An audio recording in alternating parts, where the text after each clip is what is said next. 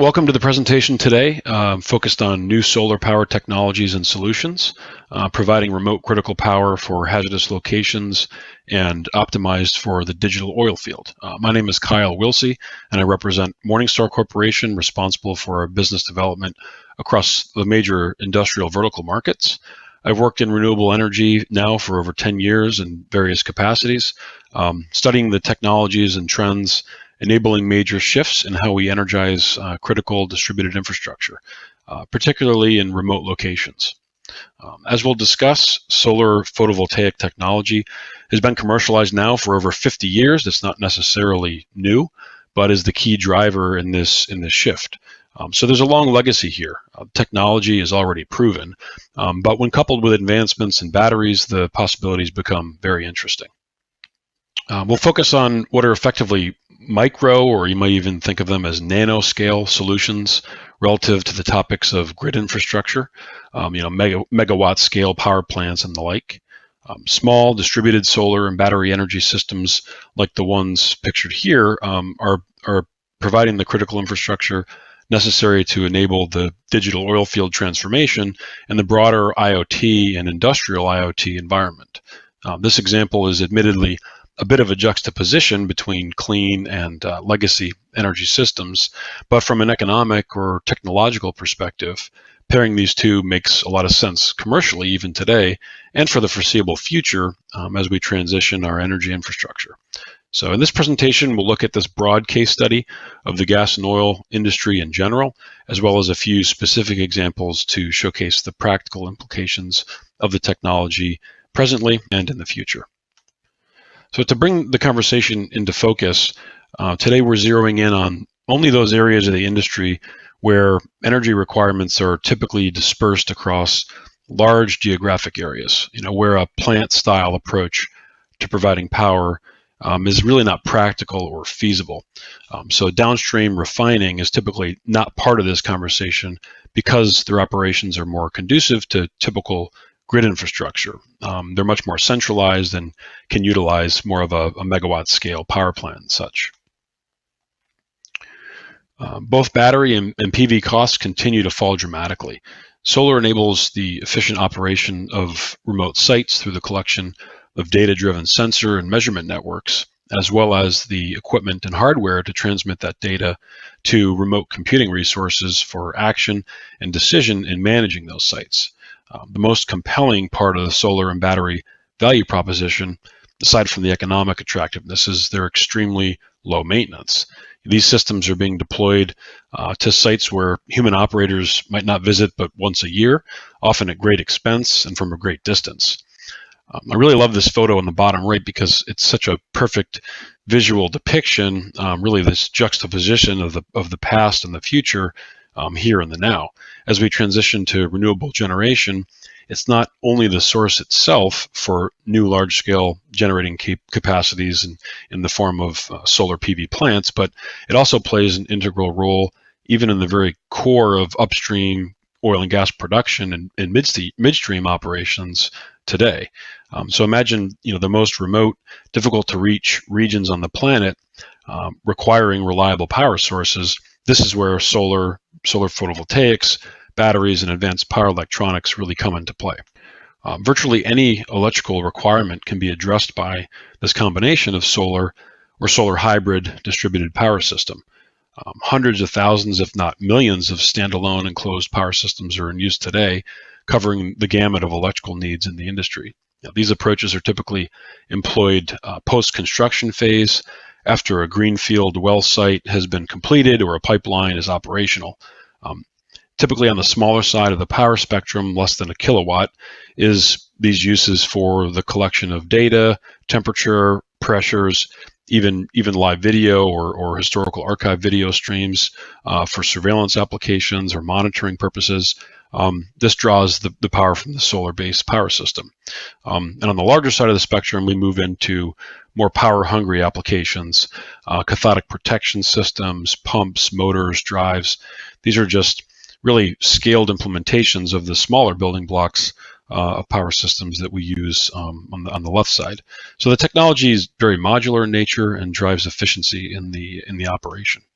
So all industries require technologies to comply with certain safety and specific performance standards, and oil and gas, of course, is no exception. So these agencies and approval marks are required for use of this technology, specifically the power electronics and the PV itself, inside what's referred to as the hazardous zone.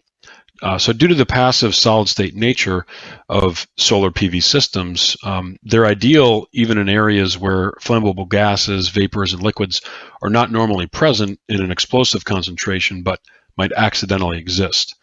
This environment is classified according to a very highly regulated hazardous area rating system shown here. In detail, we won't get into all the weeds, but it's important to bear in mind that hazardous locations exist. They require specific compliance, and that can include, outside of just gas and oil, mining, chemical, and other environmental type cleanup sites. So we can't overstate the importance of compliance to these standards of technology when deploying to ensure safe, reliable operation.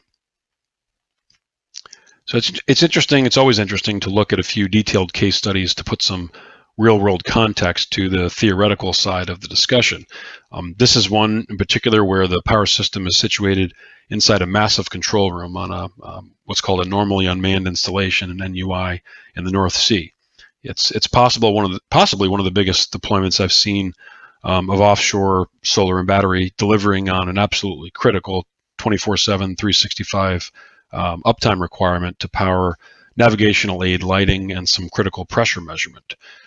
In this case, shuttling diesel fuel out to the rig is obviously not desirable, so Shell spec'd in a full solar PV-based remote monitoring and control system as an alternative, and it's been operating continuously for over 5 years at last check with zero downtime, so that's pretty impressive.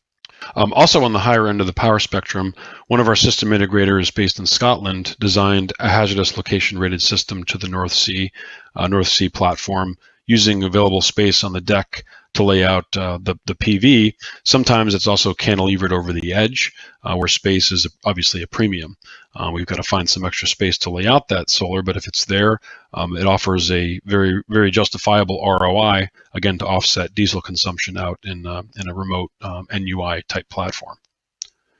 Here's another impressive navigational aid lighting deployment, this time on a helideck, offering long-term, very low maintenance, obviously continuous operation where failure is really not an option. These lights are critical, as you can imagine, and need, again, 24/7, 365 uptime, and solar and battery can deliver on that need. So out of the hundreds of thousands of miles of pipelines across North America, the operation depends on solar, again, for autonomous operation. Uptime is obviously critical. Many of these systems are monitoring pressures and operate safety shutdown control systems. So again, it's proven out there for use in these remote sites where a human operator may not visit very often, but once a year, sometimes every 6 months, just to check in on things. So it's pretty critical that these sites obviously undergo extensive testing and are proven before they're fielded into the use. This is a project which utilized sort of a dual controller approach. This is often done to manage both solar charging and using a load controller to make sure that batteries are protected against over discharge. I'm actually not quite sure what the load was powering in this exact instance, but more than likely it's some sort of an RTU or PLC related to the flare system that you can kind of see in the background. Again, very critical remote infrastructure.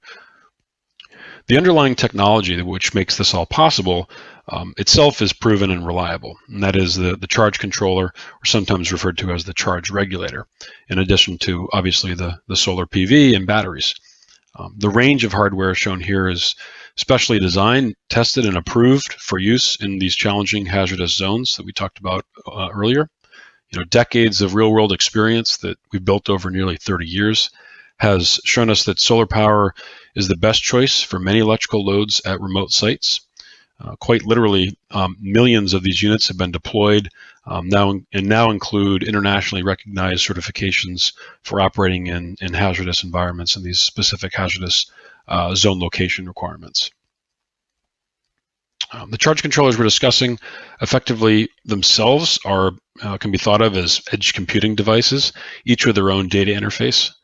So they not only are powering the sensor network, the measurement, valves, actuators, networking equipment, radio, transmission equipment at the site, but the controller itself offers a remotely accessible data interface. So we can demonstrate countless installations at scale where the data from these distributed controllers are collected, transmitted, and stored remotely at a network operations center, a cloud data center, all while taking interoperability into account through the use of industry standard data protocols, generally over IP networks, public or private.